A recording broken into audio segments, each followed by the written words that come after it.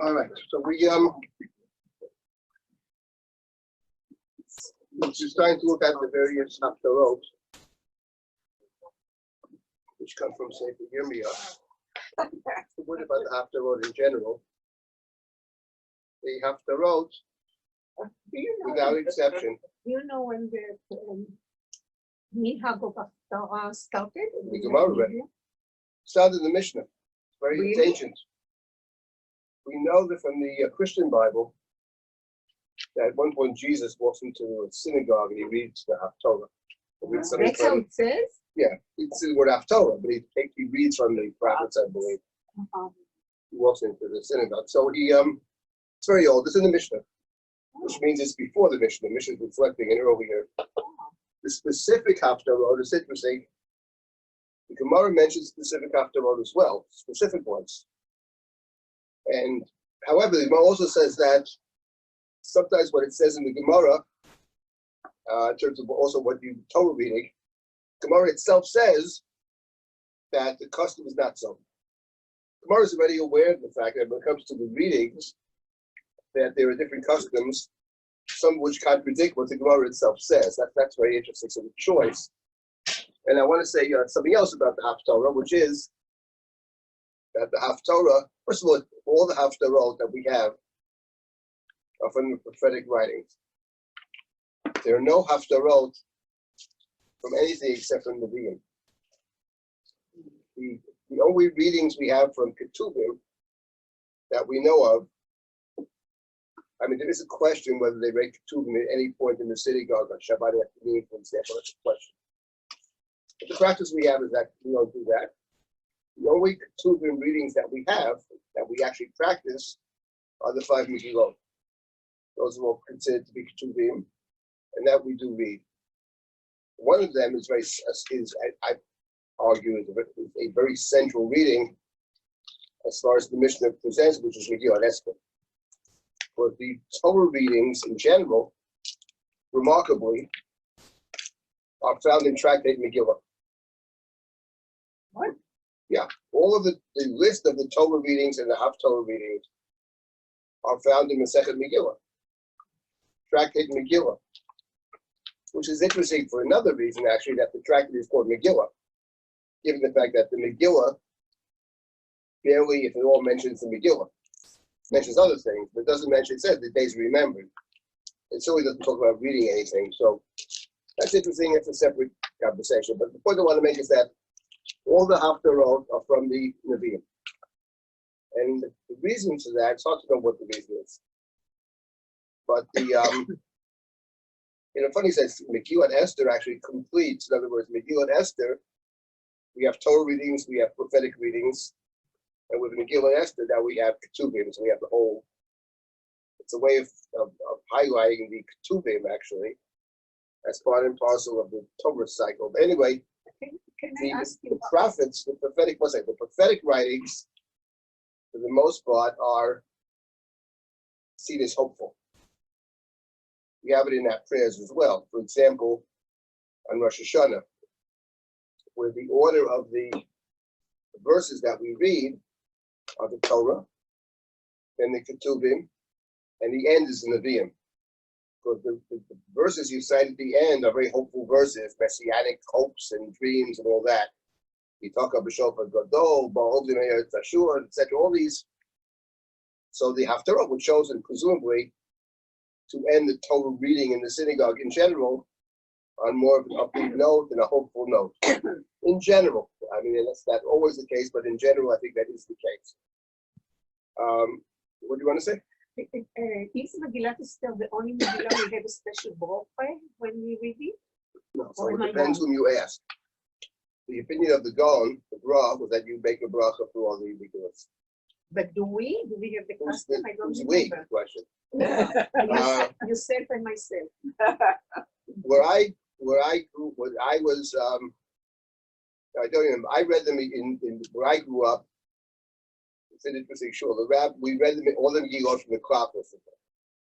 First question is, where do you read the Megillah from? Shir Hashirim. Do you read it from a Chumash? Or do you read it from a crop? Reading from a chumash is no bracha, obviously. We read it from a clock. I was the reader. I read it from the clock. The whole 5 Megillot? All of them.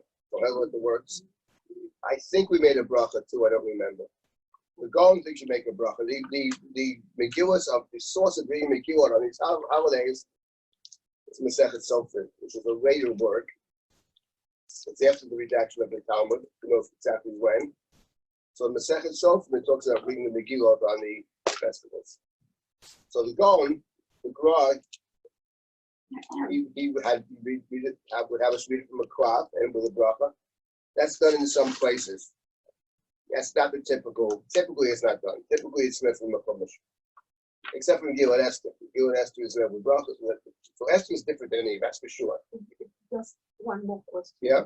The Haftarah is always attached to the parasha, correct? Yes, it is.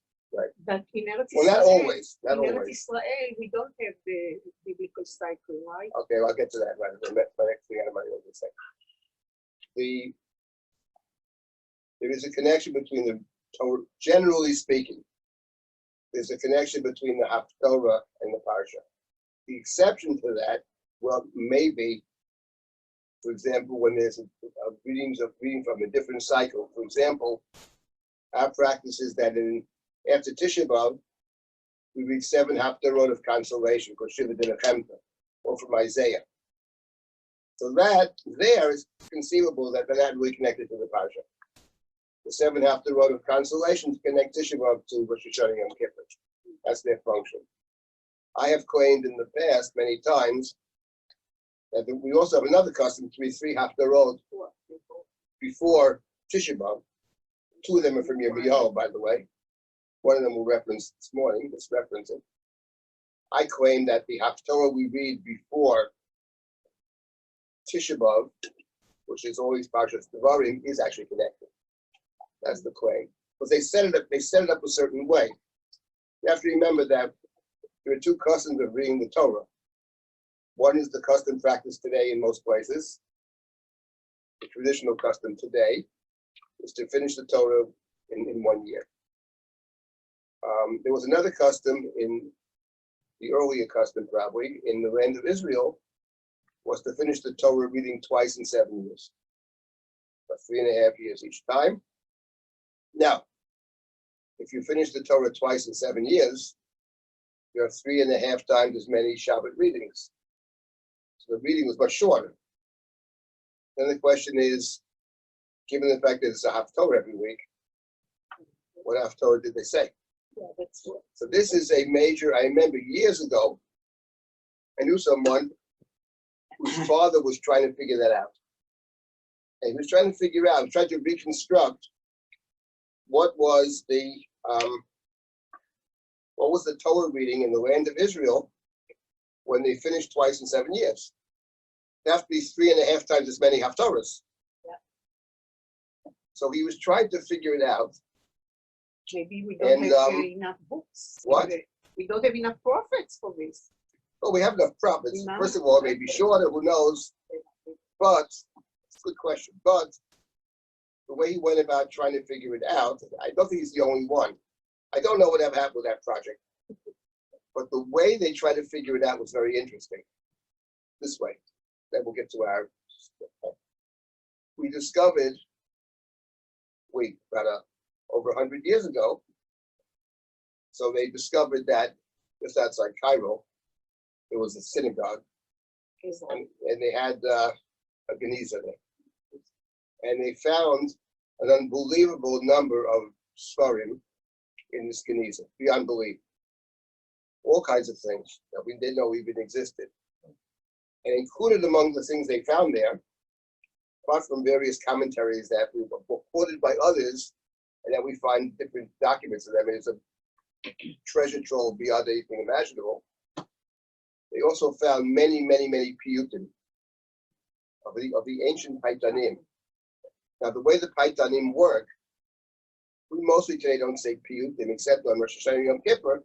Some of the Hasidic places, the shtibels, they say on holidays too, but the Otzros in this business. But fundamentally, but we don't. The Yekis say all the Ashkenazic piyutim. They say everything. Very long. That's why Now, it goes on forever. Now, the Paitanim, what the Paitanim would do, this is very interesting, they would include the Torah reading in the Piyutim, both from the Torah and the Haftorah. For example, on Rosh Hashanah, remember the Piyutim on Rosh Hashanah, what we say typically are just excerpts. But for example, if you remember in Shacharis on Rosh Hashanah, there's a line, Vashem pokalet sarah kasher amar. Tzetzaher kein pakod l'tov hayom kadosh. Vashem pokalet sarah kasher amar is the Torah reading for Rosh Hashanah. And obviously that's part of a much longer piyut. But the printers of this master didn't want to include something to be an excerpt. That's a good example of how the piyutim work. So we got hold of all these piyutim, and they try to reconstruct in the piyutim what they must have, what the Haftorah for that Shabbos. That was the idea of it. I don't know if they succeeded in getting all of them, etc. But there was a lot of interesting work done around that question. Yeah, you need 3.5 times as many Haftorahs, actually. Yeah, there's other issues with the reading. In any event, you could repeat. Or other segments. Or you could split Haftorah into two. You can do many things. We don't know. We have Spartan stuff here at Tanazim start. That's here. right. Right. That's right, for sure. Some are longer, some are shorter. Right. It's only long and short. It's never different. No, it's different too.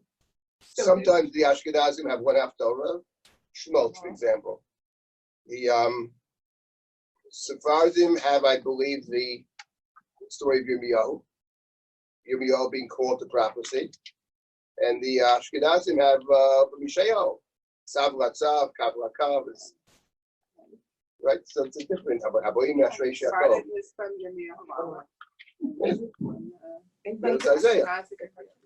Right, so they're different traditions. There's no doubt about it. But anyway, my point being that the Haftorah in general, always actually, is from a Navi. Now, let me say one thing about what we're doing here. So, last week we started with one Haftorah. Today we'll do another Haftorah. Let me say something about the Haftorah, which is actually very interesting in terms of our learning. The Haftorah is an excerpt from a book. It's an excerpt. It's not the whole book, obviously. It's a piece of it. And the point is, the interesting question is, when you take an excerpt out from a book and you read it, in and of itself, it means one thing. When you read the excerpt in the context of the book, it has a different meaning. So the question I always have is, when they present us with this Haftorah, to what extent do we understand the Haftorah in terms of a chapter in a book? So you study the book and you see how the chapter fits into the book. And to what extent do we read the Haftorah in and of itself as a separate entity, without regarding primarily the book from which it comes, but just focus primarily on this. And I'll give you an example of this. There are many examples. Every Haftorah is a good example. But let me give you the Haftorah that I want to look at today. We didn't finish last week's. So I just want to say one more thing about last week's Haftorah.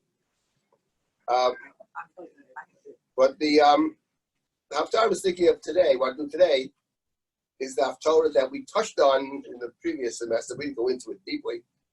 And that is the Haftorah that we read for the last reading of the book of Vayikra, Bechukotai, or Ba'ar Bechukotai, which begins in the middle of chapter 16 of Yirmiyahu. It begins with the pasuk, Hashem Tzuri, Hashem Uzi U'Ma'uzi Nusi B'Yom Tzara. Chapter 16 of Yirmiyahu, verse number 19. That's where it starts. It starts in chapter 16, verse 19, and it ends in chapter 17, verse 14. So it goes, right, 66. It has a grand total of 17 verses. It's a short Haftorah. The standard number for the Haftorah is 21 verses. You try usually to get 21 verses, and the reason for that is because on Shabbat there are 7 aliyot. So for each aliyah there are 3 verses from the Haftorah. That's the standard is 21. But it deviates depending on whatever. So over here, there is 17 verses. But what's interesting here is the last verse. The last verse of the Haftorah is verse 14 of Yirmiyahu chapter 17. And the verse is, Rifa'ini Hashem ve'erafei, Hoshi'eni v'ivasheya ki tehi la'tiyata. So heal me, O God, and let me be healed. Save me, and let me be saved. You are my glory. The davening, the Amida took this verse and presented it in the plural, and that's one of our prayers, the prayer for healing. Now, what's interesting is when you look at the text of Yirmiyahu, you see straight out that before Rifa'ini Hashem Ve'erofei is a little samach. Samach means it's a parsha, it's a stuma. In other words, when it's written in the text, it's broken up. The Rifa'inu Hashem Ve'erofei is the beginning of a section. The Haftarah has many sections, actually. It's broken up. Is there a connection between them? We'll see. But it's broken up into sections. So the Samach begins before verse 14, and it ends, is the Stuma and the Petucha, but they're both parshios, and it ends at verse 18. It ends at 18. So if Einu Hashem Ve'erofei is the beginning of a new section, actually. But in the Haftarah, if Einu Hashem Ve'erofei is the last verse, actually.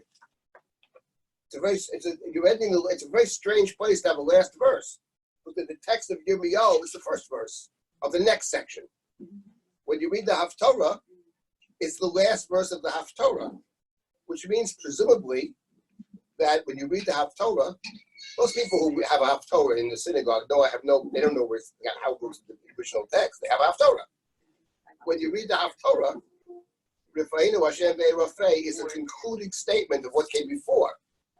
When you read the book of Jeremiah, it's the opening something new. So obviously it has a different feel to it. It was the conclusion to something or the beginning of something. That's a very good example of what I'm talking about. That when you read the Haftarah, the way they set up the Haftarah for us, and sometimes they jump around in the Haftarah itself, by the way. So they're wanting us to read the verses in Yirmiyahu. Of course, they're not denying that when you study Yirmiyahu, it may have a different feel to it. But the way they set it up for us, they want us to read it a certain way. They want us to see Rifa'enu not as the beginning of something new, because we don't read anything afterwards. They want us to see Rifa'enu as a conclusion. And I would say more than that, what's even more interesting is that the Haftarah, as they chose it, they also chose it in the middle of chapter 16. Now, the chapter divisions are not our division altogether, but it begins, the Haftarah begins with Hashem Uzi U'Ma'uzi U'Uzi B'Yom Tzara, which is chapter 16, verse number 19. And actually, Hashem Uzi U'Ma'uzi, oh God, you are my strength, you are my stronghold, my refuge in time of trouble. That's the first verse. And the last verse is, oh God, cure me, deliver me, you are my glory. So actually, it begins and ends with parallel verses. So in other words, they set it up as a kind of literary construct. They set it up where Yirmiyahu is calling out to God in the first verse, proclaiming something about God, you are my Uzi U'Ma'uzi. And the last words are Tehillah Tiyata, you are my glory. So obviously, when they set up this Haftarah, on one hand, they're simply citing from Yirmiyahu. On the other hand, they're not just citing from Yirmiyahu, they're constructing something from the book of Yirmiyahu, which may or may not be identical. It's certainly not identical to what you see when you read the book of Yirmiyahu. That's always something to bear in mind when we're looking at the Haftarah. So when I read the Haftarah, I try to think about both. What does it seem to be saying in and of itself? But then, what is the larger context of this particular work? And maybe our Chazal, maybe they had that in mind as well. But when you read it, you should be doing two things: thinking about it in and of itself as they present it, thinking about it within its broader context. Yes? I don't know the details, but I read that no other book has so many versions as Yirmiyahu. I think it's about Megillot Nuzot or something. Because I don't know.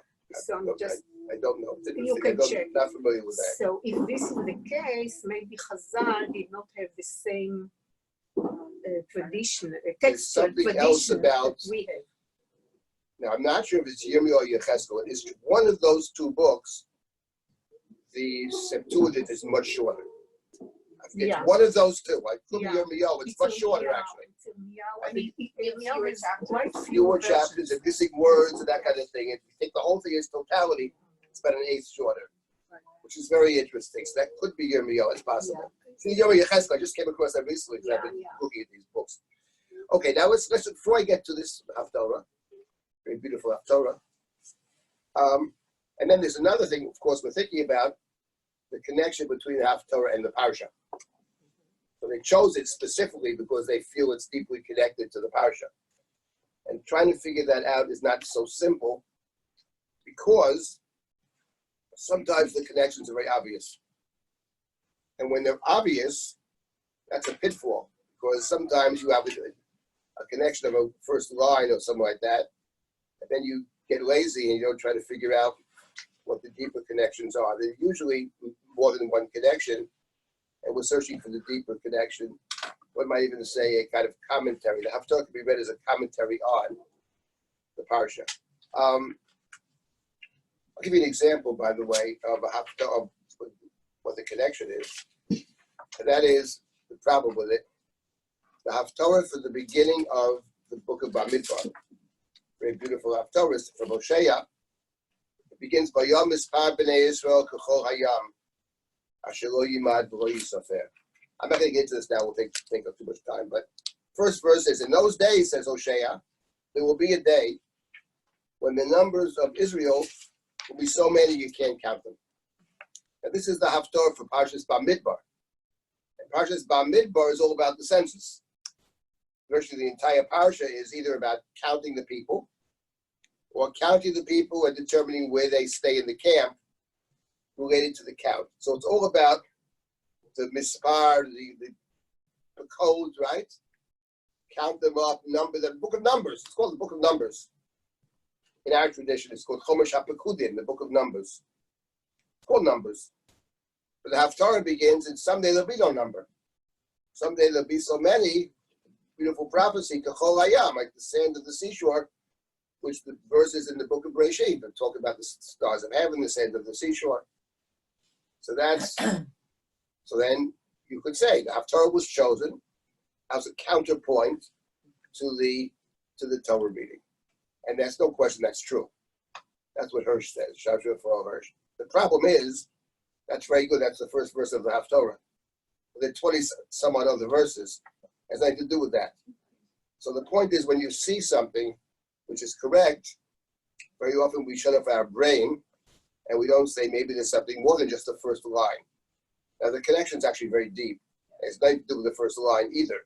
My point is, sometimes the obvious connections get in our way. It got in Shamshon for Hirsch's way, that's for sure. He didn't go beyond that. He just stopped at the first verse. But it's not actually about that.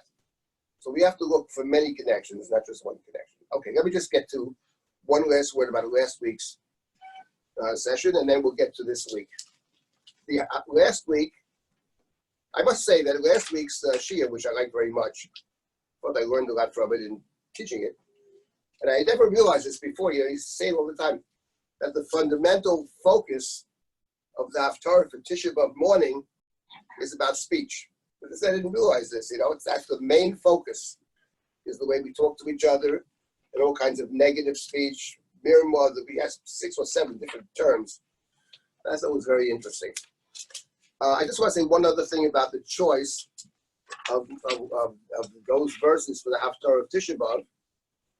Sof Asifein, we talked about that, but we didn't talk about the end of the Haftarah.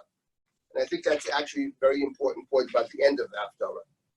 So the end of the Haftarah is chapter 9, and beginning in verse 16, this is not the very, very end, but close to the end, Kol Amar Hashem Tzvaot.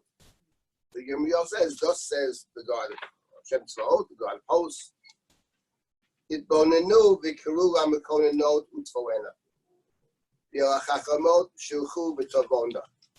U'tamahenu v'tisenu aleinu nehi. V'teiranu einenu dima v'yafapenu yizlumayim. And then he goes on later in verse 19, Kishmanu nashim dvar Hashem, v'tikach oznechem dvar piv, v'lameina b'notechem nehi, v'yisha v'uta kina. Yes. In the art scroll, Kumashim, it's page 1232. 1232 in art scroll. Good, thank you. Okay, so all right, 1232 in art scroll. So Yirmiyahu says to Itbonenu, listen, take heed, call the wailing women to come, the skilled women, and they should quickly start wailing for us, that our eyes may run with tears, our pupils flow with water. And then later he says, 2 verses later, hear women the word of God, let your ears receive the word of God's mouth, teach your daughters wailing, and one another lamentation. So Yirmiyah calls on the Chachamot, the wise women, the skilled women. Apparently the women had the role of the wailing, of the crying, of leading the community in dirges and cries, etc. Maybe because, who knows why, maybe because they're closer to life, maybe because they're outsiders and they can see better. Maybe they have deeper emotions. Who knows what the stereotype is here. But in any event, it is the women who are called upon, the Chachamot, the Konanot. It's a profession, It is a profession, right? He says, right? Chachamot, it's a profession, 100%. And it's a skill. And that's interesting, I thought, in terms of Tisha B'Av. Because the book of, we read on Tisha B'Av, which is read at night, is called Eicha. It's called Sefer Kinot, actually. The Book of Lamentations. It's called in English Lamentations. That actually is its name. It's called Kinot, the Book of Lamentations. And what's interesting is that the Jewish people, there is a custom, by the way, to read Eicha again in the daytime. There's a custom to read Eicha again. And it's read again. The idea of reading it again is not because of the mitzvah to read the Megillah, which is like Esther that you read in the daytime and the night, but because in the daytime we have a different practice to say Kinot. We actually recite Kinot. And Rabbi Soloveitchik once claimed, he interpreted it a certain way. The fact of the matter is, before we get to Rabbi Soloveitchik, the fact is, when do you say Kinot Tisha B'Av Day? When do you say Kinot Tisha B'Av Day? So here there's a difference between the Ashkenazim and the Sfardim. By Sfardim, I mean the Edom Mizrach. I don't mean Nusach Sfardim, they're Ashkenazim. The real Sfardim and the Ashkenazim have 2 different customs about when you say Kinot Tisha B'Av in the day. It's very interesting. So the Sfardim, the Edom Mizrach, say the Kinot on Tisha B'Av daytime after they daven Shmon Esrei, after the Amidah. Which makes complete sense, actually, if you think about it. Because, for example, on the minor fast days, that's when we say Slichot. And not only that, every day in the service, after Shmon Esrei, we are saying Tachanun. Tachanunim uyachad tfilato. Tachanun, right? So the Tachanun, Slichot, and the Tachanun itself, the custom of Nusach Sfard and the Sfardim is to say Slichot every single day. Hashem Kerachim B'Chanun, right after the Shmon Esrei. In all the Ashkenazic cities too. It's in the Ashkenazic city. And in the land in Israel, pretty much everybody does that. So the point is, so the Sfardim have a very rational position. After you finish the Shmon Esrei, on other days of the year you say Tachanun. On Tisha B'Av we don't say Tachanun for whatever reason. So instead of Tachanun we say Kinot, and that's when the Sfardim say Kinot. Very rational position. The Ashkenazim have a very strange custom. The Minhag Ashkenaz, if you recall, is that on Tisha B'Av we say Shmona Esrei, repeat the Shmona Esrei, and then we take out the Torah and read it. And Haftorah, there's a Haftorah Tisha B'Av morning. And after the Haftorah, we are saying Kinot. I would add, by the way, into the mix, since I mentioned the Paitanim earlier. So the greatest Paitan, without question, is Eliezer Kalir. It's called the Kaliri. And the Ashkenazi community, who didn't have very many good poets, we adopted him as our poet laureate. The Sfardim don't need Kalir. They got, Yehuda Levi, Ibn Gabilo, the works, the Ibn Ezra's, the works. But we Ashkenazim, the community adopted, and for other reasons too, because the Ashkenazim and Israel linked together much closely. So we adopted Kalir. Now, when you look at Kalir's keynote for Tisha B'Av, you see something extremely interesting. Actually, there are a million interesting things. Here's one interesting feature of Kalir's keynote. Of the first 20 keynote that are recited by the Ashkenazim, those who say it, the Yekis say, I think 66, but of pretty much the first 20 are all by Kalir. So you're starting with Eliezer Kalir, for 20 keynote, then they go to other keynote. If you remember the keynote of Tisha B'Av, it begins, that you start with, if you remember how it starts with the word Shabbat. Shabbat, and then the Samach, Suru meni Shvoni Yochrai. And it's written, his stuff is beyond belief complicated, and he plays with the alphabets. So after the word Shabbat, which is taken from the end of Eicha, he starts with Samach, Suru meni Shvoni Yochrai, Schia Ma'os Asimuni B'Yedrei Chaverai, which plays off all the 5 chapters of Eicha with the letter Samach. Now, why is that significant? You ask yourself, okay, why is that important? I'm not sure it's important, but it's interesting. Because Kalir actually wrote piyutim for the Shemona Esrei of Tisha B'Av too. He wrote them for all the blessings up to what they would say. And he does it in alphabetical order, starting with Aleph. And when you finish Shemona Esrei with Kalir, Aleph, Beit, Gimel, Dalet, you end up with, he has keynote for 17 of the blessings. And he ends with the letter Nun. He's continuing, Kalir is continuing the keynote that he started in Shemona Esrei, from which I presume, I'd say you said this, but I presume in his thinking, you said the keynote right after you finish Shemona Esrei. Makes total sense. This is what the Sfardim do. The Ashkenazim don't do this. The Ashkenazim first read the Torah and the Haftorah, and then we Ashkenazim start with the keynote. So Rabbi Soloveitchik claimed, interpreted, this is typical, but but it doesn't matter. It's interesting. The point is, he's always interesting, and that is that it's taking from the Haftorah. Kirulam Makonanot Utfolena. The Haftorah says to us, Yirmiyahu says, call the wailing women. Let the wailing women come and let them say the keynote. So it's a segue into it, and which he claimed, with typical, he claimed that the reason we wait to the Haftorah and we read from the prophet Yirmiyahu, who says to call the wailing women, because were it not for Yirmiyahu's invitation to call the wailing women, we wouldn't be permitted to say keynote. This is part of his whole approach to prayer in general, and he expanded this. Now, when it comes to this, you could make the argument that actually the keynote, if you read them, what we actually say, many of the keynote, they are pretty much, some of them, is a balance, but there's several of them that are very provocative in terms of addressing God. Like, what is going on here? What are you doing, you know? Hacharishi it's from the medieval. Hacharishi I'm going to let me speak. Be silent. Let me speak. Whatever happens, happens. What's going on here? You know, why do you permit the saintly people to be massacred? You know, not a bad question. So when I ask you the question, so Rabbi Soloveitchik said those kind of questions are very problematic to question God's justice, and therefore we do what we often do, which is, how can you do this? So and so does it. Yirmiyahu does it. Moshe Rabbeinu did it. You know, so we what? Right. Yirmiyahu says Eicha, and Moshe Rabbeinu says Eicha Uchalavati. So that's it.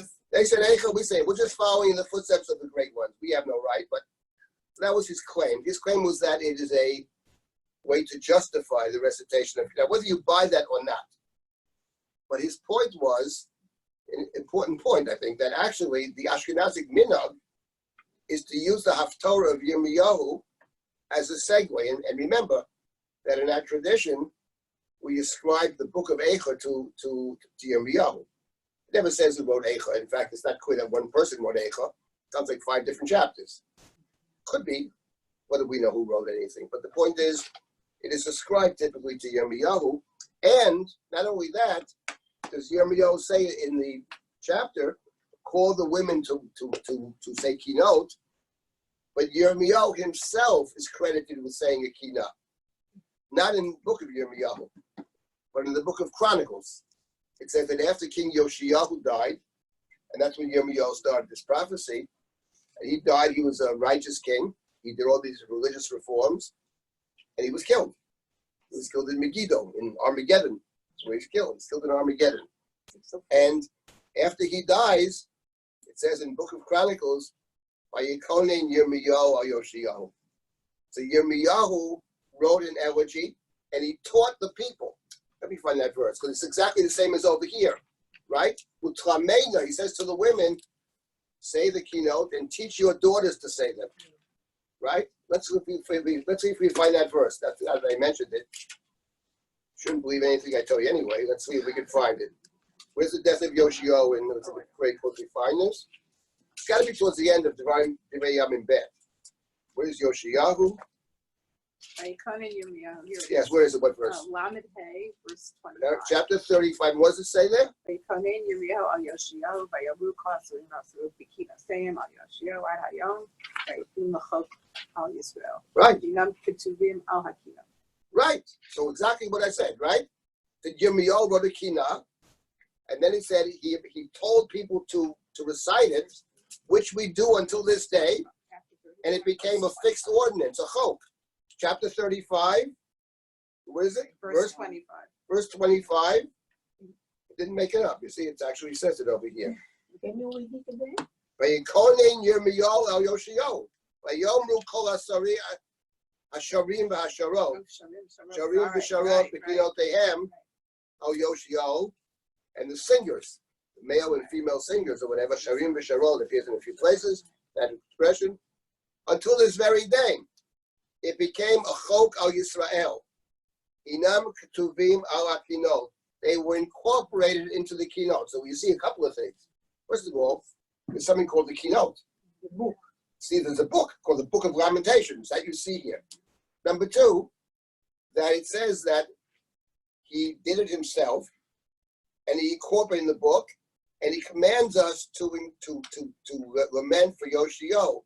Now, we don't have the lament of Jeremiah for Yoshio.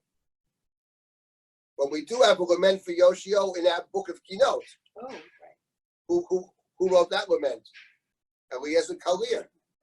Vayikonen Yirmiyahu Yoshio. We have it in the book of, we open up an Ashkenazi book of Kinot. Maybe it's fine to have it too, I don't remember. But the Ashkenazim have within the Kinot, Tisha B'Av, the Kinot book they give you, in a traditional Kinot book, you will see one of the Kinot, Vayikonen Yirmiyahu Yoshio, and it's written by Eliezer Kalir, actually. This is the Luxdin edition of Kinot Tisha B'Av. Kinot Arav. I don't know which one it is over here. It's towards the beginning, actually. It's got to be one of the first 20 because Kalir's Kinot are the first 20. And it's a popular one. You read it every year. Well, you're supposed to. It says it's a chok. You have no choice, right? There's no choice. You got to read it. It says so. He made it a chok. Let's see. It's earlier on. Anyway, it is there. You could check it out yourself. I can't find it here, but I'm sure he's good at finding things. It's got to be towards the beginning, actually. It starts with Ben Shmona Yash. He started searching for God when he was 8 years old. That's how it begins. Familiar with it? You know? Everybody should be familiar with it. It's let's see where it is. It's towards the beginning. I don't remember. Let's see if we can find this very quickly. So this is something interesting about, I want to say something about Yirmiyahu. Yeah, Yirmiyahu himself, this is relevant to the book of Yirmiyahu. I think you can read the book of Yirmiyahu. Yirmiyahu is many things. But actually, unlike other prophets, it sounds like he actually is the one 11. like Number 11. number 11. I said in the first 20, okay? So it's number 11. That's it. Vayikonen Yirmiyahu Yoshiyahu, and where is this over here? 289. He started to search when he was 8 years old. And he goes on and on, talks about his death. It's Kalir's interpretation. What's interesting about Kalir, of course, it's not just writing poetry. Kalir is one of the great interpreters. that we've ever had. He may be the greatest, actually. Now, his interpretations are hard to understand because he knows all the midrashim, and he probably creates half the midrashim too. He was criticized famously. Ibn Ezra criticized him. It's too complicated. It's too difficult. He makes up words. All that is true. But the Ibn Ezra didn't appreciate the genius of Eliezer Kalir as an interpreter. You can't really. It's not that when you read Kalir, it's not so much that you are praying. It's more that you're studying, actually. And the insights are beyond belief, actually. It's incredible how he connects things. So it's really amazing. But Kalir felt it necessary to include a kina about Yoshio, about the righteous one who died. Maybe it also has something to do with when so many people died, you forget that every person is a person. You talk about the 6 million. Well, the 6 million is 6 million different people.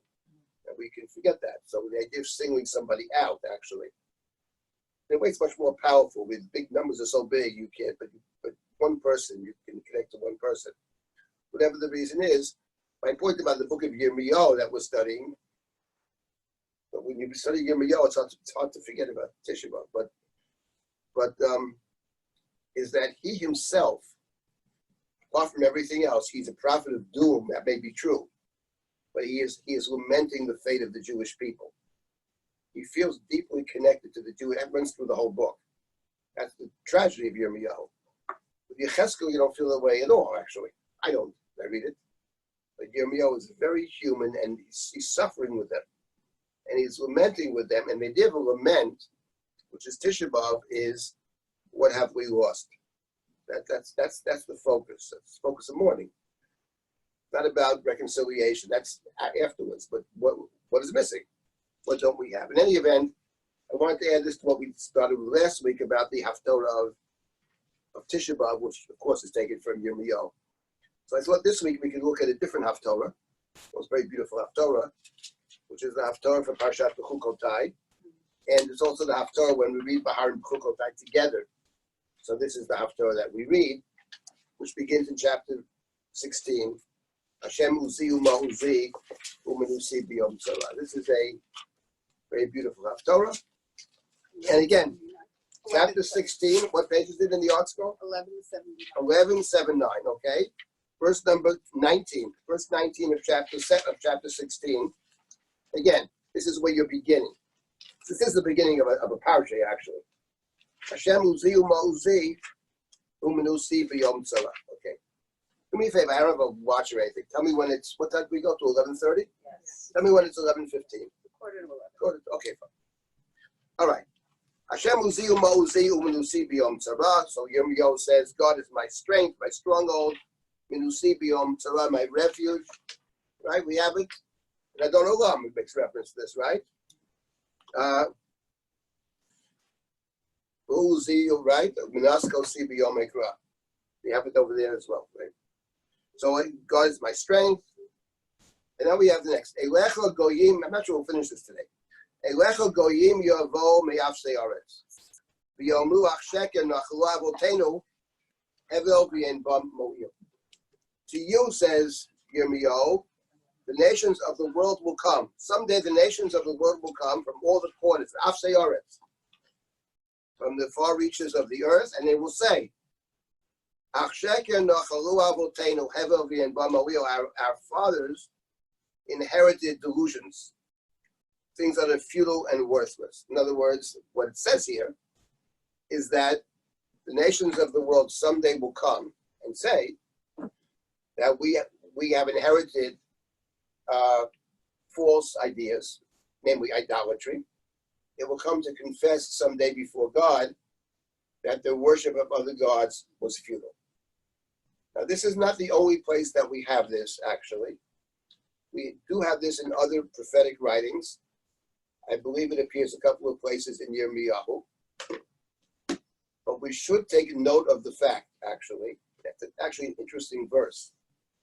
Because this idea that someday the nations will come and confess the sin of idolatry is not necessarily a very common idea in our sacred writings.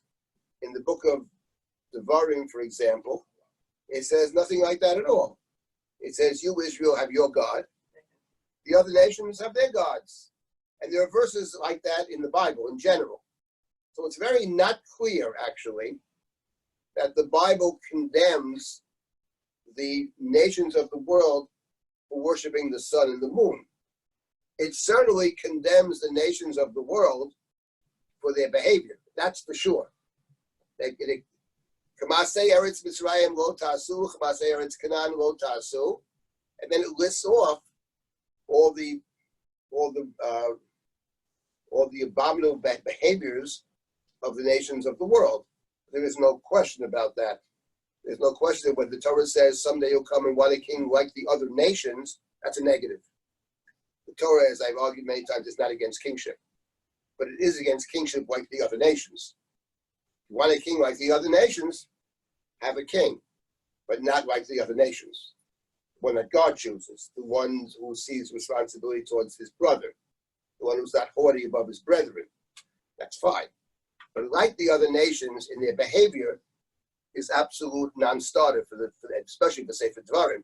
However, it never suggests actually that the worship of these other forces, gods, or whatever you want to call them, is per se for them so problematic. It's problematic for us. They have their sorcerers, they have the diviners, Ma'onim and Kosdim and all that business. And the Ramban thinks, and there's something to it. But it's not for you. You can't have that. For you, there's only one way to connect to God. That's with a prophet. All other ways are illegal. Tamim tiyeh Hashem Elokecha. You can't go. You can't try any other way. No diviners, no sorcerers, no necromancers, no, you name it. You get all the list. That's for them. They listen to that stuff. You can't. So here, actually, this is very interesting. That someday the nations of the world will come and they will confess their sins before God, that they're hankering after, they're running after these false gods, as it were. Hevel v'yein ba mo'il. The nations of the world will someday come. And now the verse number 20, which is the next verse, it's not clear who's saying that statement, whether Yirmiyahu is saying it or whatever. Hayaselo adam Elohim, v'heim alo Elohim. How could they make a god if they themselves are not God? It's a contradiction in terms. Maybe this is what they say. Who knows? Or maybe God is saying this. Or maybe Yirmiyahu is saying it. But it's a statement. The human being wants to create a God, but how could a human create a God? Only a God could create a God. So therefore, anyway, the next verse, L'chein hineni modiyam, it's probably God talking. Therefore, I inform them, that refers to us, to Israel, Judah. B'pa'am hazot odiem et yodi v'et gvurati v'yadu ki ishmi Hashem. So this follows that, but now I'm going to hold you, which is Yehuda, to task because of your straying from me. I will punish you. You'll see my might, my strength, etc. And you will know v'yadu. So the purpose is to know that my name is Hashem, that I am Hashem. That's how it begins. It's addressed to Yehuda and not to the Goyim who are saying that they may idol. Because it says now, Bapam hazot odiem et yodi v'et gvurati. You mean that means in the future I will teach them? I thought it refers to now, because the continuation as well. Chatat Yehuda ketuvah v'yet barzel b'tziporin shamir. Yeah, I don't know. I thought on the contrary that the nations will recognize of their own that they will one day recognize that. Right. So now he has to show his own people. But now we show my own people. Right. They're going to come at the end of days, and they're going to, which is another theme that you have in some of the writings. Yechezkel has this often. You're worse than they are, Anyway. The idea that Elohim Acharim is legal for them, but it's not for us, but there is nothing wrong in it per se, right. I think has a metaphor behind it that it's husband and wife. So other men, they're okay for other women, right. But it's not for you. Could be so. I'm your husband. That could be so. That's right. It could be so. That could be so. Otherwise, it's difficult to accept it, that they are okay, but not for you. But it's Right. like a bond between men and women. Right. That could be. And That also, theme runs through many of our writings, that's for sure. Yeah. and also, it reminds me of something you said, which impressed me very much, the idea of Shem Hashem. Shem. Right. Which is, Right. Shem Hashem is something which, I've been thinking a lot last year or so about our liturgy, our prayers. And the prayers that we have is focused essentially on God's name, much more than on God.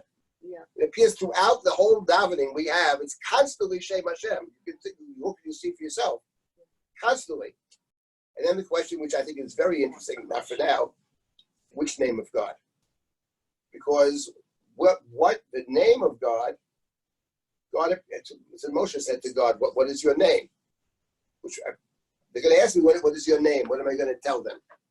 So what the Mefarshim explain, which I think is the pshat. What do you mean, what's your name? What's the question? Because the name in the Torah is who you are, actually. It's not like we have a name, someone gave me a name or whatever.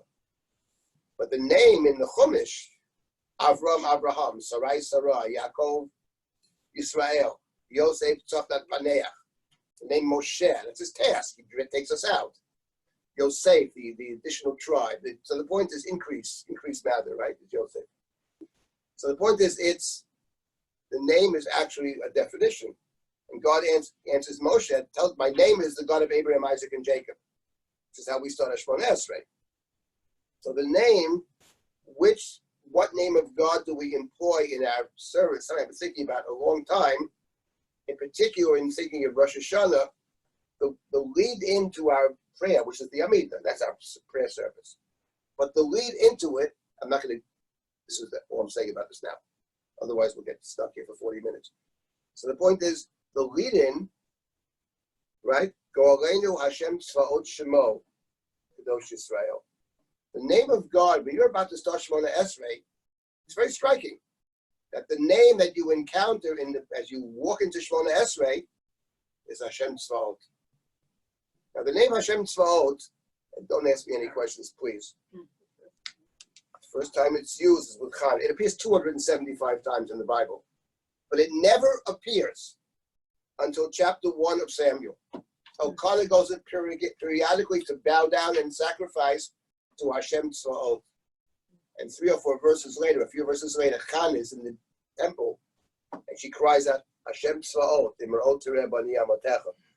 So Chana actually is the one who addresses Hashem Tzvaot, and it is clear that our prayer service, our own davening, if you had to pick out one person who's the model for our prayer, it's got to be Chana.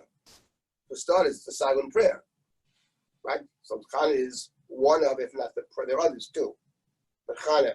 And what's interesting is that we don't encounter the name Hashem Tzvaot in our normal davening, except in one place. We do encounter it, of course, which is in Kedusha. This is the third blessing. Kadosh, Kadosh, Kadosh, Hashem Tzvaot, Lo Charetz Kvodo, and except on Rosh Hashanah Yom Kippur. The blessing of that blessing, of a third blessing of the Shemona Esrei, Ato Kadosh, on Rosh Hashanah Yom Kippur, suddenly we encounter Hashem Tzvaot. Vayikba Hashem Tzvaot B'Mishpat. That's how we ended, actually. So this raises some extraordinarily interesting questions and interesting ideas about our service. Leave it for now, but it's very interesting. I'm thinking about this a lot, about the names. By the way, something else about the names. I'll mention one other thing. I mentioned Adon Olam. There is a custom to say Adon Olam before you daven. If you open up the Siddur, you'll see that at the beginning of the Siddur, you have printed in most Siddurim, and many Siddurim anyway, that I've seen Adon Olam. And what's interesting is, there's also a custom that on certain days, Shabbos Yontif, we also end with Adon Olam. We frame the service with Adon Olam. What is that actually about? So I was told many years ago, I didn't see this inside, that the Gaon, the Gra, says, or hints at it, who says, but he actually says it, but I mean, he certainly hints at it. We have to remember that when we are praying, Baruch Atah Hashem, Hashem, Yud Hey Vav Hey, is the primary name of our, right, of our davening. We pray to Hashem. But we don't pronounce it Hashem. We pronounce it Adoshem, Adnut. Right? So the God that we pray to in our davening, at least of what we say, not what we read, but the God that we pray to is Aleph Dalet Nun Yud. Right? It's written Yud Hey Vav Hey, but it's Adon. And in fact, the Talmud says, who was the first person to call God Adon? Abraham.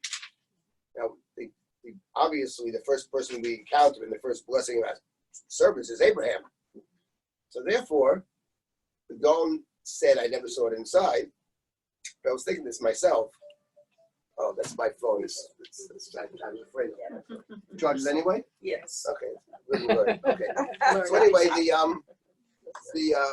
so the Adon Olam actually is perhaps the idea of starting with Adon Olam before you pray.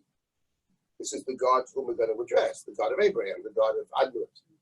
And that's how we pronounce it. We don't pronounce Yud Hey Vav Hey in our service.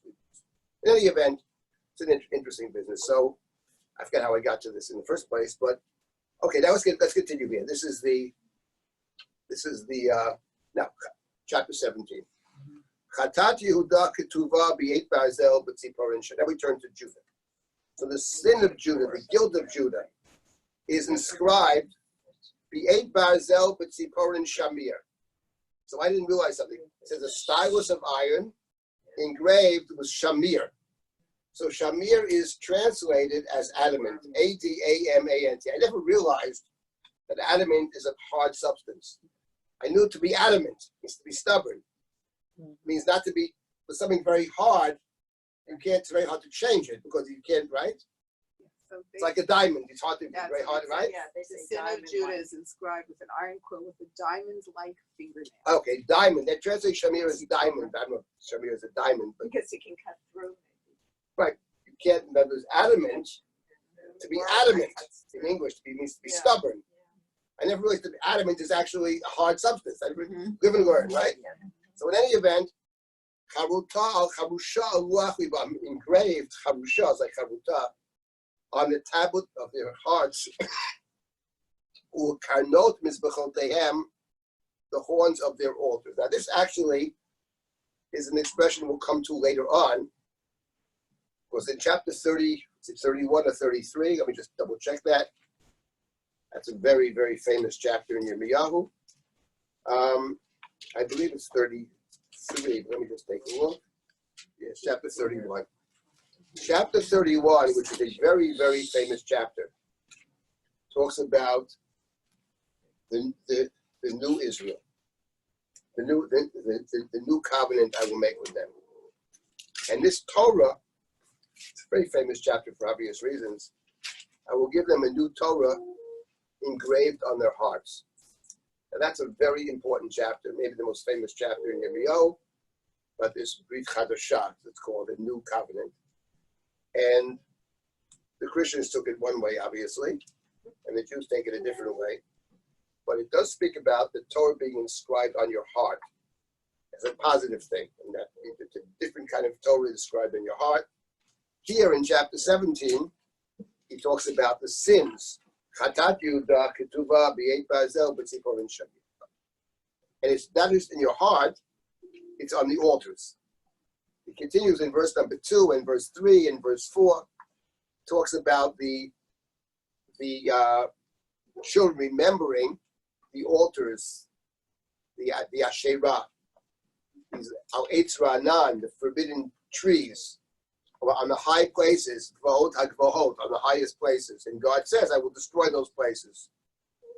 And verse number 4 is an interesting verse. The verse is, V'shamatata u'v'cha minachlatcha asher natati lach v'avaticha et oivecha ba'aretz asher lo yadata ki yesh kedachtem bi'api ad olam tukad.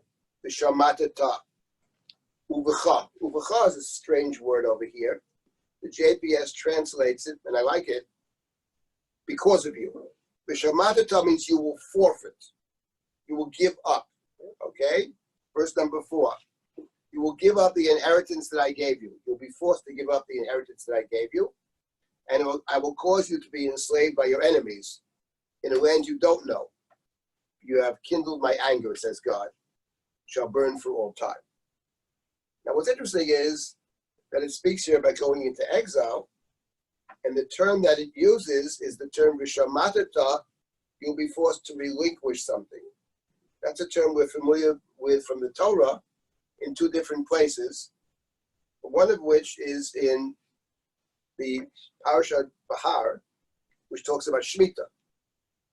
And the Shemitah, the sabbatical year, when you refrain from working, or you give up the land in the sense you don't work the land. And then the Torah speaks in chapter 25, not just of Shemitah, but of the ultimate Shemitah, which is the Jubilee, the Yovel. After 7 times 7, you have the 50th year, which is the Yovel. But the point is that the Shemitah of chapter 25 of Vayikra is also highlighted in chapter 26 of Vayikra, which is Parshat Bechukotai, actually. Because in Parshat Bechukotai, and this is the primary reason, in my opinion, this was chosen for the Haftarah of Bechukotai, was when the Torah speaks about going into exile, which it speaks about in that chapter. You're going to go into exile, and the reason that's given that you go into exile is the failure to observe the Shemitah. It's the failure to observe the sabbatical year, which results in exile. And the Torah emphasizes this it mentions it 3 different times, that you go into exile to make the land will lie fallow, so you sort of make up the years. You didn't keep the Shemitah for X number of years, so the land will lie fallow for that number of years, and only after that time, so you pay your debts, you can return to the land. That's called Shemitah. The Torah mentions Shemitah there, and the Torah also mentions Shemitah, apart from Vayikra 25:26, Bechukotai. It also mentions Shemitah in the book of Dvarim. Bikates Sheva Shanim Taseh Shemitah. At the end of the 7th year, Bikates, whatever Bikates means, let's say the end, it's toward every 7th year, you shall observe the Shemitah. V'zeh Dvar HaShemitah. And this is the matter of the Shemitah. Shamot Kabal Mashe Yado Asher Yasher B'Reyegu.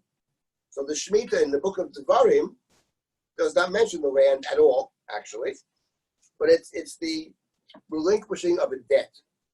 So it's called Shemitah, in the Gemara called the Shemitah Ksafim. If you lend somebody money and the 7th year rolls around, that cancels the debt. But to get into all the details of that, whether it actually cancels the debt or whether it cancels the ability to collect the debt is a good question. But in any event, the rabbinic understanding of it is extremely interesting, and there's a whole tractate devoted to Shmid and to Shemitah. So we have 2 Shemitah in the Torah. We have one Shemitah in Vayikra, which talks about the land, and which is connected to the Jubilee year, to the Yovel. That's all about the land. And the Torah says, it's not really your land. It says, God, it's my land. So that's it. You got to observe. I would call it, it's called this a Sabbath of the land. It's Shabbos, basically. The Shemitah is basically Shabbat. And that's the Shemitah of Vayikra.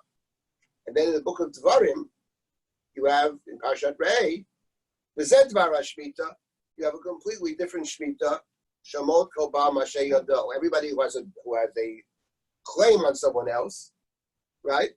And let's take it to mean by the Talmud, they limit it to a loan.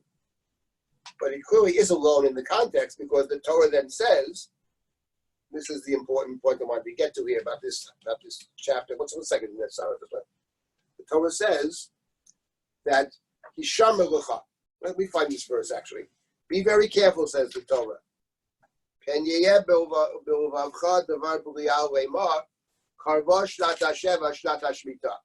So the Torah says, it's chapter 15 of Dvarim. In the JPS, for those who have it, it's on page 408. Where is it in the art scroll? Chapter 15, verse number 1.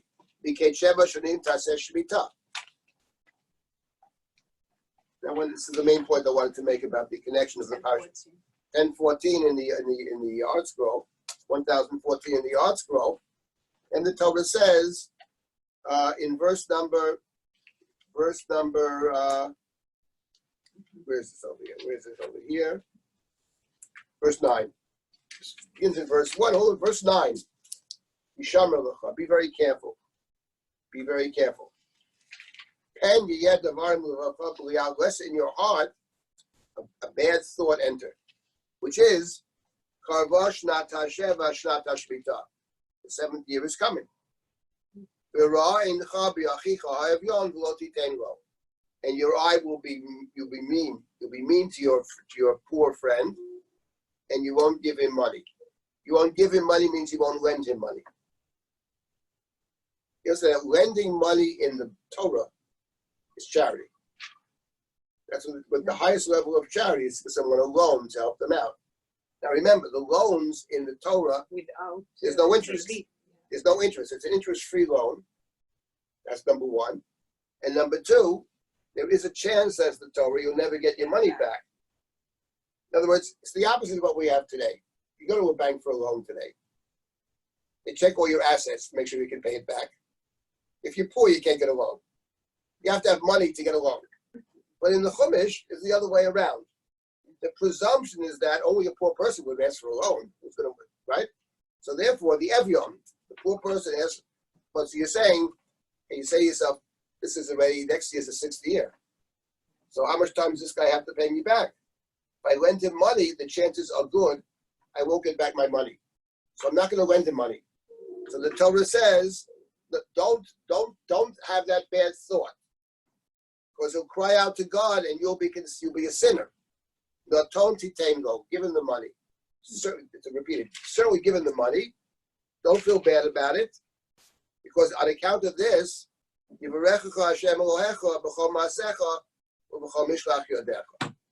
God's going to bless you if you do it. So it's interesting that when it comes to the lending money and Shemitah, that the Torah already says you might have the following thought, but don't have that thought, which is not so common in the Torah. Now, what is very interesting, I think, is that the Torah has exactly the same discussion about lest you say X when it comes to the other Shemitah. When it comes to the Shemitah of the land, the Torah raised exactly the same question. This is in Vayikra. We turn to Vayikra, we will find exactly the same question. It's extremely unusual that the Torah has, maybe there's one other place.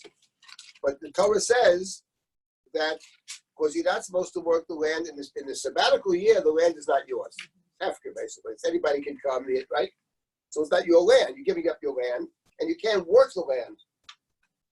So you can't sell your crops because you're not allowed to sell the produce. It's not your produce to sell. And not only that, you have to remember that every 50 years, you have a Jubilee year, which has the same rules. So you have 2 consecutive years. Okay, it happens once in a Yovel, as we say, every 50th year, but it happens. So in short, people might say to themselves, how can we possibly keep this rule? It's a very good question. People say that today, too, by the way. And it's even a better question today. And that's why Shemitah is such an interesting problem. And let's find what this verse is. Where does the Torah say that actually you're going to ask this question? It's got to be in chapter 25. Here it is. Let's see. Verse number 20. Chapter 25, verse 20. V'chi tomru. Lest you say, Ma nochal b'shana hashvi'it. What are we going to eat in the 7th year? Ein lo nizra. We're not allowed to sow the field. We're not allowed to gather the crops. How are we going to survive? We have no food. What's going on here? This is a very nice concept, Sabbath of the land, but it's not manageable from an economic standpoint. So the Torah says, I'll send you a blessing. Bashana Hashishit, in the 6th year. You'll have enough food for 3 years. So that would cover the Jubilee year too. If you have a Jubilee year, it covers 3 years. So the Torah says exactly the same thing in 2 places. I will give you a blessing. And in Dvarim, the Torah assures you, don't worry about it. You have God's blessing. So that's what the Torah says. What do you want to say? Like the man, that we have to trust that we. Yeah, of course. The man is, of course.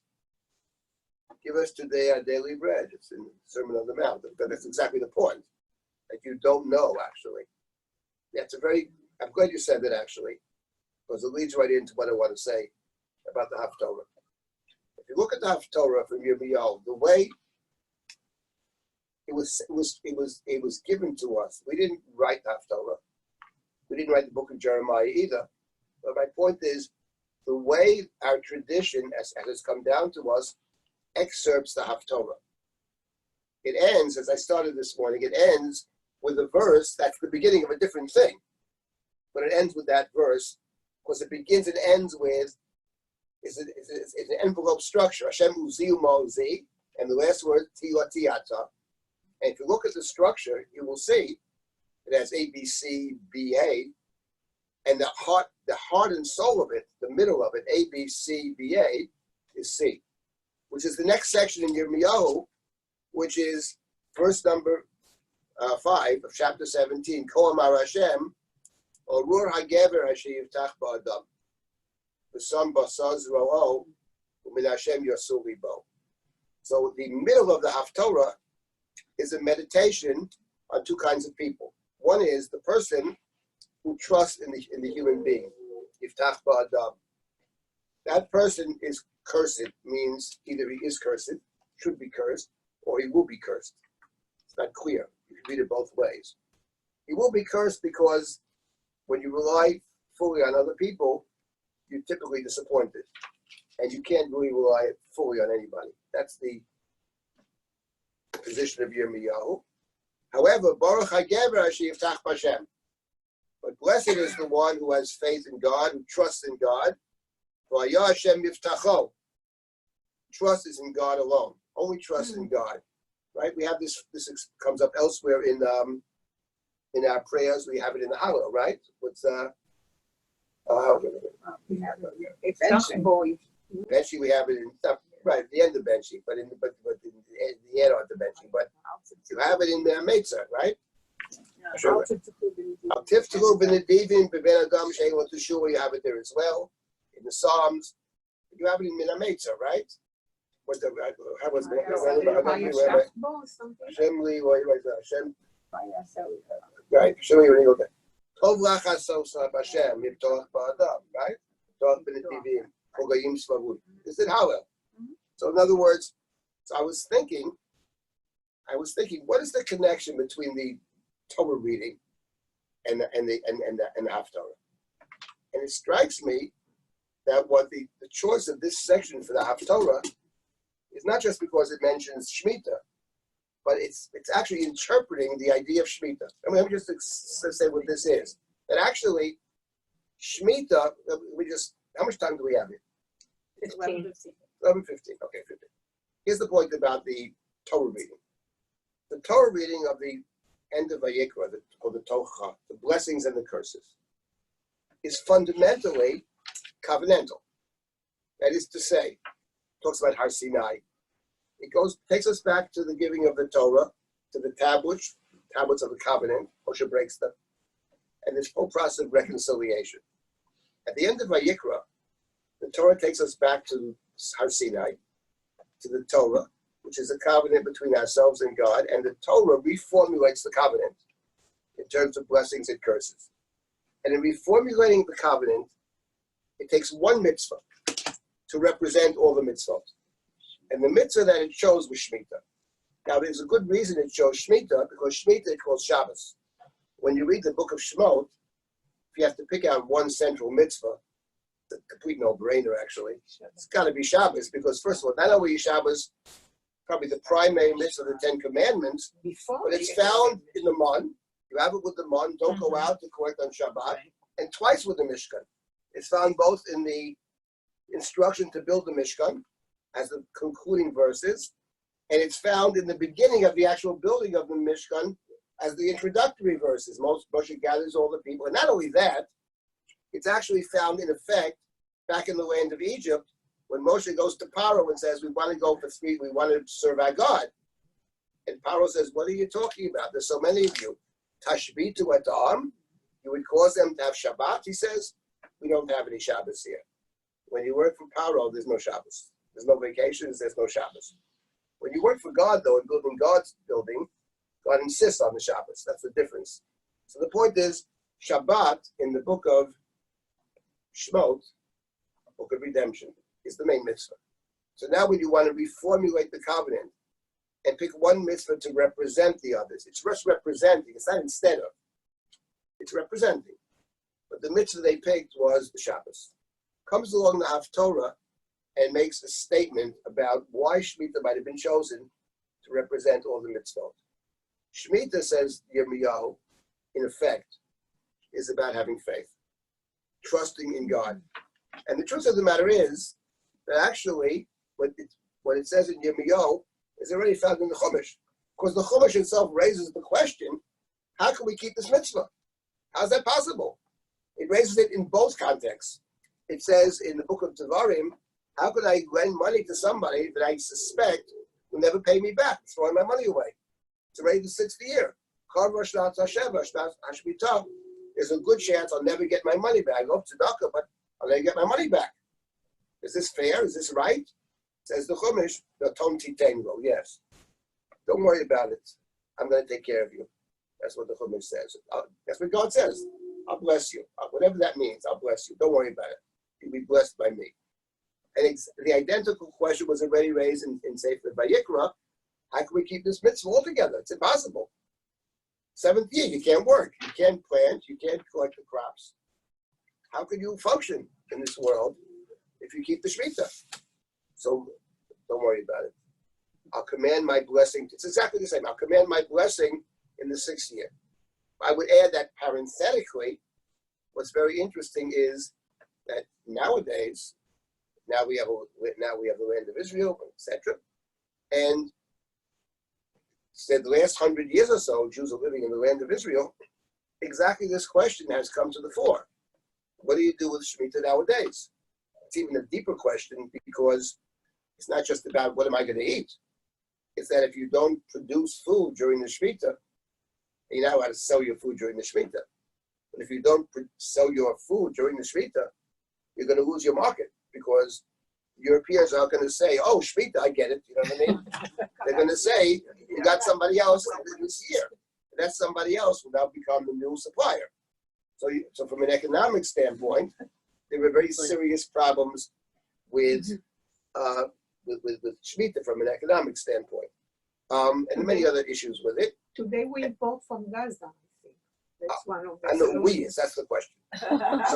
Right. So there are different so-called solutions to this problem. To me, there's no simple solution here. Rav Kook had one answer. Rav Kook's answer is very problematic, actually. I don't mean from a technical halachic standpoint, that's a separate question. Rav Kook essentially eliminates Shemitah. There is no Shemitah for Rav Kook because the land don't belong to us. The idea of you giving the land away to non-Jews, I mean, let's just a step. I mean, it may be the best of bad solutions, but it is a bad from a theoretical standpoint. It's very bad in my view. What does it mean to say it's not our land? We give the land to what the crazy stuff. It's like it reminds me of the joke, you know. Yep. Like you sell chametz, so you sell Right, exactly. For a year. Right. It's like selling chametz, exactly. But there's a difference.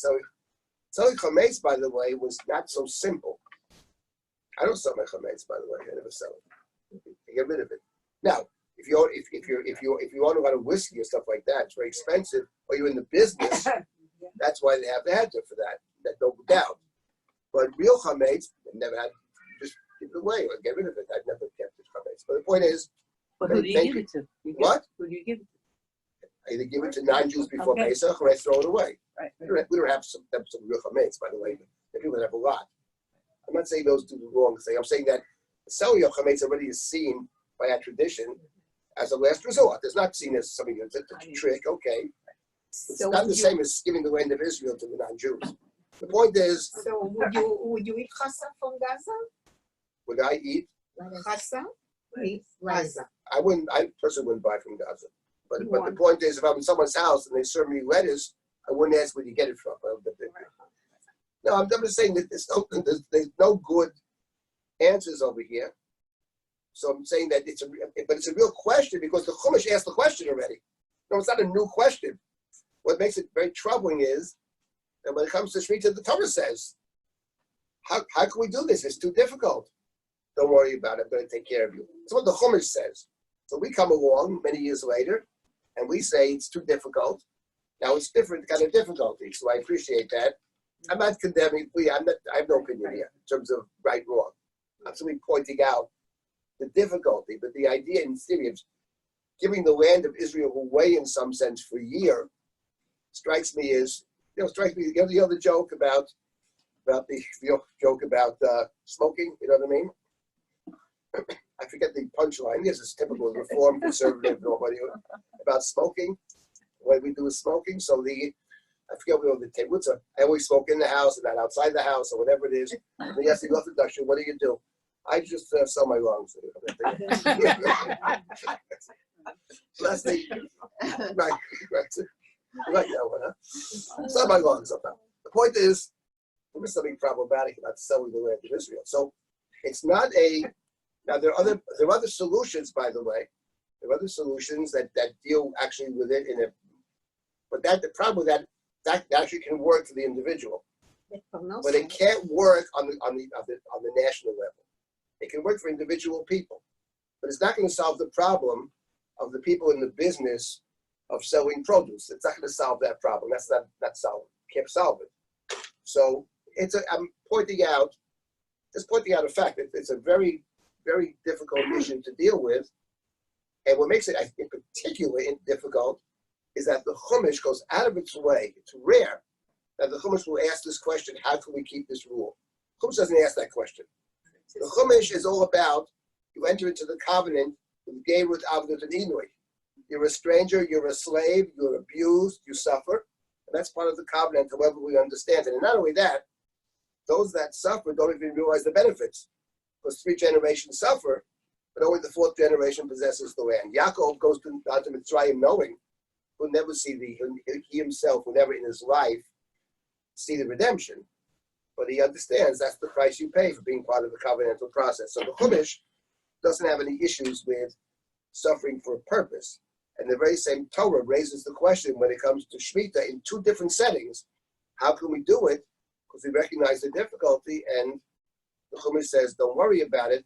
And that's the broader framework for the problem you have today, which is to me a very interesting and serious problem. But can you observe Shemitah Bisman Hazeh? That's the framework for it. And great people try to address this in different ways. Rav Kook had one way. Actually, it depends where you are. Some communities say, let's buy from the Arabs. Okay, fine, that's their solution to it. Others say, let's work within the halakhic parameters for small groups of people. We'll do for ourselves. We can't solve the big problem. We'll solve the little problem. Okay, that's also fine for them, but it doesn't solve the problem on the national level. It's got to be dealt with on the national level. In any event, I believe that's why this Haftorah was chosen, because the core of the Haftorah is making a statement about what is essential to Judaism. What is Judaism about? What is faith about? Good people can disagree. One can say it's about trust. At the core of Judaism, the core of the religious life is faith in God, trust in God. That's one approach. There are many different approaches. Spirituality, we all love spirituality, but it takes many forms. And I would point out that this little section over here, which contrasts the one who has faith, the Gever Asher Yiftach Ba'adam, with the one who has Baruch HaGever Asher Yiftach B'Hashem, and describes each one of them. And the parallel is found I mentioned this last semester, it's found in the first Psalm. In the first Psalm, it's different, and I want, if we had time, maybe next time, to look at the difference between them. But what's interesting is that the difference between the righteous person and the wicked person in Psalm 1 is not faith versus no faith. The righteous person in Psalm number 1 is Kim b'Torat Hashem chefto u'v'Torato yegeh yomam v'layla. The righteous person in Psalm 1 doesn't mention faith at all. It mentions b'Torato yegeh yomam v'layla, person who is thinking about or studying or thinking about God's Torah, which is God's path, is God's teachings. He was trying to figure out everything that this person is doing, whether it conforms to the teachings or not. The person who was constantly conscious of what we're supposed to be doing, and trying to figure out if I am doing what I'm told to do. So, it says in the beginning of Yeshua, V'agita bo yomam v'layla. Whenever V'agita bo yomam v'layla, depends when you last. The Vilna Gaon would say, means to study Torah all the time, 24/7 if you can. You know, sit in your room, put your feet in ice water, keep awake, and study Torah. That was a path of the Gaon, and Talmud Torah. Is that V'agita or not V'agita? Good question. But it's not about faith. It doesn't emphasize faith. I'm sure the psalmist is not opposed to faith. But it doesn't say faith at all. It says, B'torato yeh yomam v'layla. So have a contemplative life, thoughtful life, try to figure out what God demands of me at every moment, what is the mitzvah of the moment, all these kinds of things. So you have two different presentations of the one who is the Geresh, the person who is blessed, right? And then if we look at it next time, maybe we'll see that the descriptions are a little different in terms of this person. They're similar. They're very similar to the degree that you wonder whether one is conscious of the other. They're very similar, but they're different. In any event, the point I want to make is, it strikes me that what's at the heart of the section over here, in Yirmiyahu's, the way it's constructed rabbinically, the way the Haftorah is set up, it turns out that these verses are the center of the Haftorah. And it strikes me that the real connection to the Parsha is exactly this point, that the rabbinic understanding of the Parsha, that the reason Shemitah was chosen is not just because it's Shabbos. Shabbos itself means you don't work. We don't think of it that way, but Shabbos, you're not working. You don't work on Shabbos. And by the way, I would add something that's not known to many people, that the law was changed in this country, I don't know how many years ago, where Saturday became a day, whether it's a law or whether it's just practice, that on Saturday, you didn't have to work. Saturday was a day off. It was Saturday and Sunday. But until fairly recent times, I don't know when that changed, maybe after the war in the 40s, I don't know when it changed, or the 50s. Saturday was a day of work like Monday. And it was extraordinarily difficult for a Jew to be Sabbath observant, because he couldn't get a job. He simply couldn't get a job. To my own father. Also, they get fired every Friday because they wouldn't come. My father couldn't get a job. He went to Columbia Law School, graduated with honors from Columbia Law School. Couldn't get a job. Couldn't get a job, not from the non-Jewish firms. They wouldn't hire a Jew altogether if you could get that. I'll talk about a Jewish firm, and I'll tell you one story which sums it all up, which is that my father, after he graduated Columbia, went to a Jewish firm to interview for a job. He was a lawyer. He went to Columbia Law School. And so he spoke to the guy, liked him a lot. The guy was the brother of the president of one of the 2 or 3 biggest synagogues in New York. Might have been Shari Tzedek. I forget which. I think it was Shari Tzedek. Guess what? Rosenblatt was there. Finished the whole interview, liked him very much. Mr. Silber, meeting you, blah, blah, blah. Excuse me, I want to say one thing I have to tell you. I didn't work on the Sabbath. The brother of the president says, which century are you from? So he said to him. That was it. So he couldn't get a no job. This is the Jewish place, Jewish firm. Forget the Dodgers. So it was very hard for Jews to, some Jews, they wouldn't work on Shabbos no matter what. But for many, many Jews, with all the hardships, they worked on the Sabbath. I grew up in a shul of survivors. Nobody criticized anybody for whatever they did. Everybody has their own story. But that changed a lot when they changed the rules. I forget which year it was. That was a big turning point. The guy who makes this point, by the way, is Jonathan Sarna. Right? So it's so true. That was a major, it became possible for people to observe Shabbos, basically. I mean, it's not impossible, but it required an incredible amount of, I remember, you talk about people that come over, in my case, not my own personal, but after the war, they've lost their families, they're rebuilding and everything. They don't speak the language very well. They need to get a job. They have supporting a new family, and they can't get a job, basically. That was the situation. I'm not criticizing, I'm not saying nothing, I'm just saying, so that required, and that's so simple to keep the Shabbos, actually. It was a very difficult, the Torah says, we understand the difficulty, don't worry about it, I'm going to take care of you, okay? By the way, People that walked out of the camps weren't so sure God's going to take care of them, having lost their wives, husbands, and children a few years earlier. And you got to make it. So that was the challenge. I don't stand in their place. I'm just I love those people actually. But the fact is, so it's a mitzvah that the Haftarah is saying at its core, what the Shemitah is about is you have to have faith. You have to have the faith. We aspire to faith. That's what the Haftarah. You get the last word, Sarah. Don't stop. Yes. Just a joke. By the way, in Israel, when we say bitachon, משרד הביטחון, צבא, ביטחון. But in Yiddish, when we say bitochen, which means bitochen in God. Of course, totally different. Okay, we'll stop here. Oh.